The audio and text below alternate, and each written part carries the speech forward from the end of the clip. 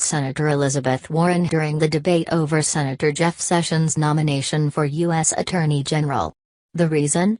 She read a scathing 1986 letter by Coretta Scott King condemning the Alabama Republicans' response to blacks' voting right efforts. Warren read the 8-page letter in full, including the following passage: "Anyone who has used the power of his office as United States Attorney to intimidate and chill the free exercise of the ballot by citizens should not be elevated to our courts." Even though Warren was reading King's comments about Sessions during his failed nomination to the district court, Senate Majority Leader Mitch McConnell argued that Warren violated Senate rules for impugning the motives of Sessions. Senators have made more incriminating statements in the past, as reports from the Boston Globe and the Associated Press note. Warren and other Democrats called McConnell's action into question Tuesday night, but the senators ruled in a 43-50 vote that she violated the rules, the Globe reported. "I am surprised that the words of Coretta Scott King are not suitable for debate in the United States Senate," Warren said, before the ruling. Supporters come to Warren's defense. Warren said the decision silenced not only her, but King as well.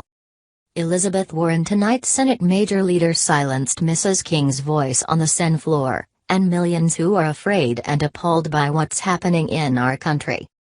Congressman Cedric Redmond, a Democrat from Louisiana, slammed the ruling as an effort to silence Coretta Scott King from the grave. Mrs. King's characterization of then U.S. Attorney Senator Sessions was accurate in 1986 and it is accurate now, Redmond said in a statement. "He is as much of a friend to the black community and civil rights as Bull Connor and the other good old boys were during the civil rights movement."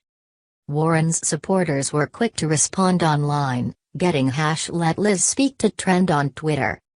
Senator Bob Casey, "She was warned. She was given an explanation. Nevertheless, she persisted, indeed." Why did Warren read that letter? Speaking for 50 minutes, Warren read the entire 8-page letter, as well as comments from other critics.